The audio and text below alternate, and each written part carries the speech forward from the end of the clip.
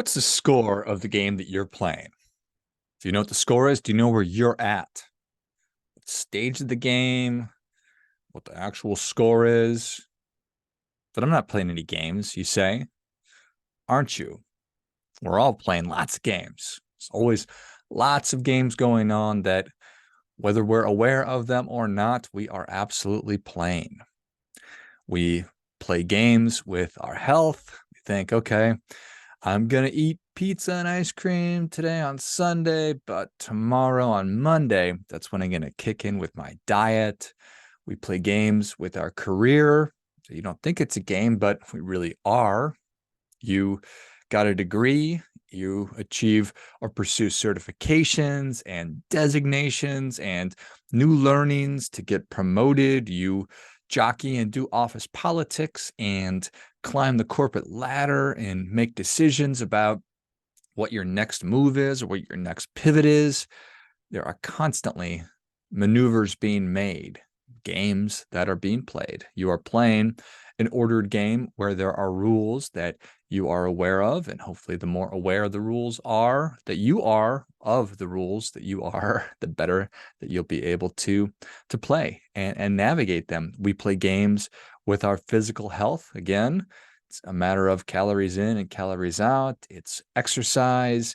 We play games with our finances, kind of like with our rationalization that we do with our diet. We play games with our finances. We say, well, I overspent this month, but I'm not worried about it because I'm going to make up for it next month. And I know that I'm supposed to be saving money and contributing to my 401k at work, but I'm going to start that next quarter because we've got stuff with the kids. And speaking of the kids, we are absolutely playing games with the kids as well. We've got games that we try to play to to get them to do behaviors that we're interested in having them do.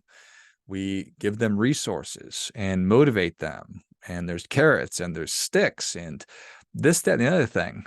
So there is, without question, a game that is being played. We do that with other relationships as well.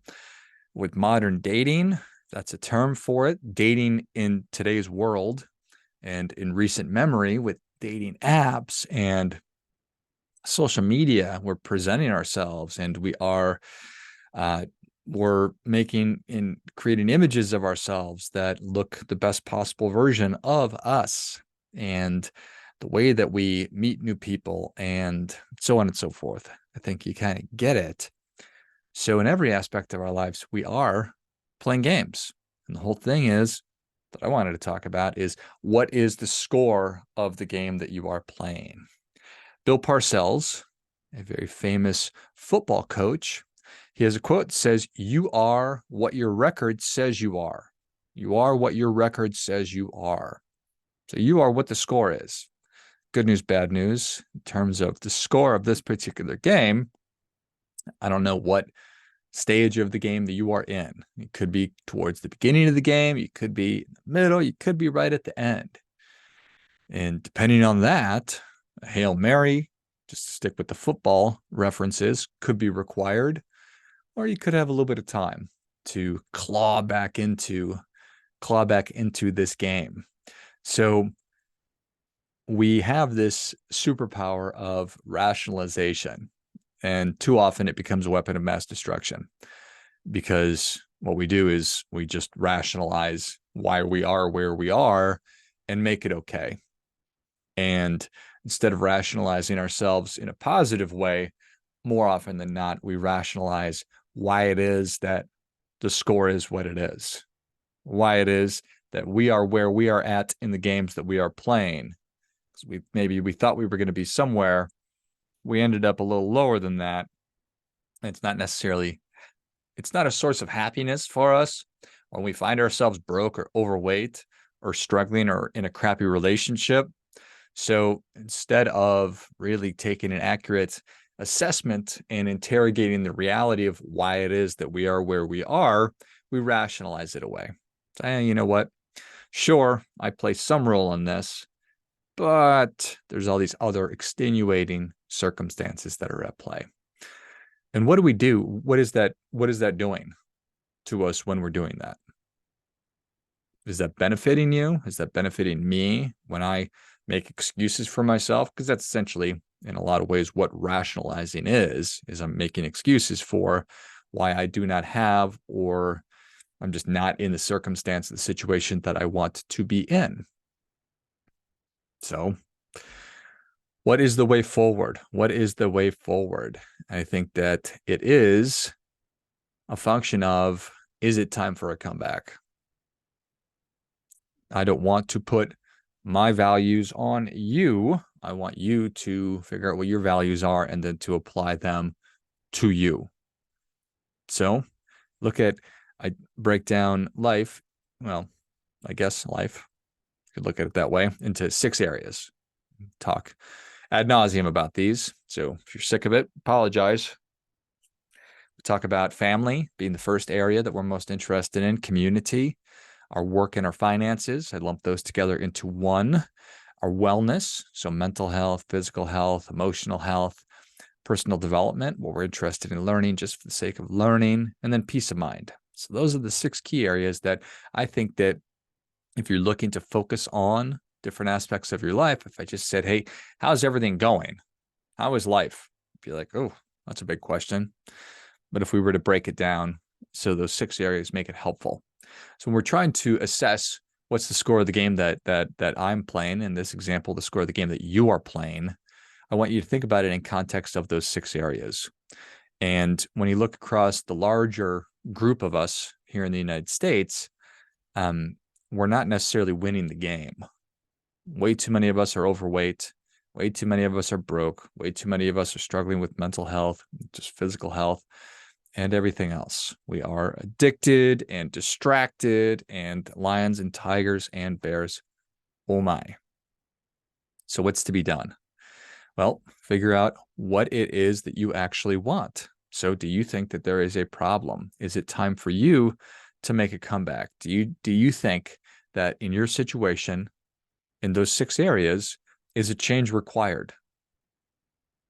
Do you want to make a change? Do you believe that you need to make a change? Would you like to make a change? Want to make a change? Need to make a change? However you want to think about it. And if the answer is yes, well then I think that there's good news. I think it's all a lot closer than you think. I know that I have a tendency to catastrophize things. I say, oh my gosh, this is just the worst thing that's ever happened. And how in the world am I going to get past this thing? And then you look back on all the things that we catastrophized, or that I catastrophized. And it's one of those things that this too shall pass. It's not very fun to be going through bad stuff, but the whatever that you want is a lot closer than you think. And change can happen very, very quickly. Now, I'm not saying you can just all of a sudden lose 100 pounds unless you just, I'm not going to make a weight loss drug joke there. It's called restraint. Thank you. But the process and getting ready to being prepared, positioning yourself to lose 100 pounds, that's a lot closer than you think. And could you lose it in a year? No, but maybe. Could you lose it in 3 years? Without question. And that's true of every change that you're interested in making. Your life could be totally different in 3 years. You'd say, well, 3 years, that's not very close. So yeah, it absolutely is. That's really close. 3 years, especially as we get older, time goes a lot faster. 3 years will be here before you know it.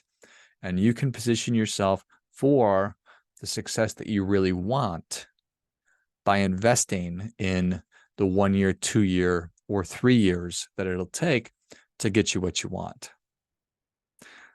So I think it's a hard question to ask yourself. You say, is this the life that I really want moving forward? Is this the body that I want to take with me into the next stage of my life? Whatever that next stage is. Is this the thinking that I want to take with me to the next stage of my life? Is this the financial situation that I want to take with me to the next stage of my life? Is this the work? Is my career the work that I want to be doing the next stage of my life? And I don't know the answer to those questions. I ask myself those questions all the time. I want you, encourage you to ask yourself those questions. And if answering or asking those questions in the context of those 6 areas, you say, yeah, there are some changes that I think I would really benefit from making, and I would like to make those changes. That's really the first step. And then it's taking an examined approach to your life. So really examine your life. And I want you to think about what your beliefs are, what your values are, what your goals are. Think about your purpose, things like that. Then I want you to think about your current level of understanding and your resources. So if you're trying to make a change with diet and exercise, how well do you understand nutrition and fitness?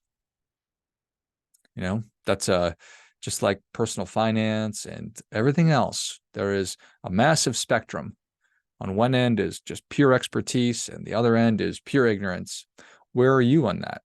So what resources do you need to fill in order to make the change that you want to make? So we'll stick with that because we have this football metaphor going on. So how well do you understand strength training? How can you become more explosive? How can you put on more muscle? How can you improve your cardiovascular exercise so you can run for longer? What do you need to change from a nutrition standpoint? So how well do you understand what your body needs in order to build muscle, in order to lose fat, in order to whatever it is that you're doing?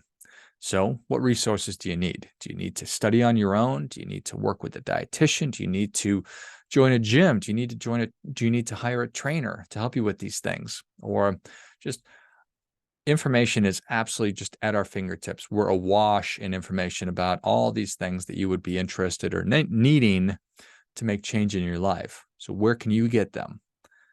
Then it's a function of, okay, will you do these things? Because you can create just this dynamite plan. Wow, this is awesome. I'm going to be jacked and I'm going to be like, Tom Brady or whoever else, Patrick Mahomes in no time.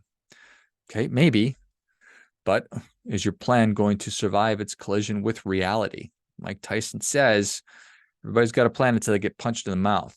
So when you get punched in the mouth, are you going to abandon ship? Are you going to throw in the towel? Are you going to quit everything, pull the ripcord? I'm sure I can come up with another fun term here if you give me a second. Are you going to quit? Are you going to keep going? How will you deal with setbacks? So it's a whole, I know how to do something, but I'm actually doing it. It's a literacy versus wellness kind of a thing. So part of making sure that you have the right resources to actually make the changes you want to make is, can I create new habits? Can I create structure? Can I create routines? Can I create accountability? Where can I do these things so that I'm actually sustaining the things that I want? So I want you to have whatever you want. I want you to have sustainable success. I want you to be happy and healthy for as long as you possibly can be.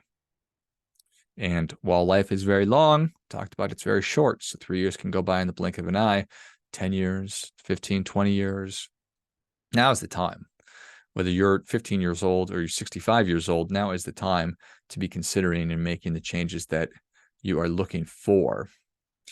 And then it's a function of really being honest with yourself. Where is the fear? Is there fear? Is there anxiety? Is there apprehension? What are you worried about? When you start making changes, things are going to happen. You will encounter that internal resistance and internal fear. You will encounter external resistance. You start acting differently, people will notice. So how are you going to handle that? And instead of avoiding it, if your spouse is a smoker and you're a smoker and you quit smoking, that's going to be really, really tricky.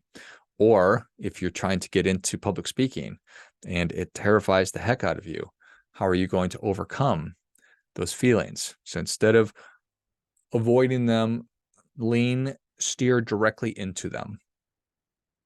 Ask for the help that you need. Be honest with yourself. I'm struggling with this. I'm terrified of this. How can I address that fear, name it, and move with it until you do actually overcome it? And overcome, that doesn't mean that the fear goes away necessarily. It means that you're doing what you need to do in spite of the way that you're feeling. So sounds easy, does hard, or maybe it sounds hard and also does hard, however you want to think about it. But Bill Parcells was right. You are what your record says you are. And sometimes that's a sucky thing. Sometimes where I am at is not where I want to be or where I thought I wanted to end up. And the answer from my perspective is not to rationalize. It's not to try and explain away why it is that I am where I am at, as you are where you are at. So what's the score of the game that you're playing? What's your record? More importantly, what are you going to do about it? So many resources that are out there to help you. Excited about the Purpose book. I think that is certainly a quick resource. You can read it in 90 minutes and have a lot of this stuff figured out. The idea is it's your guide to an examined and aligned life. That's really what I've been talking about. So I encourage you to check that out. And mostly what I encourage you to do is do your part by doing your best.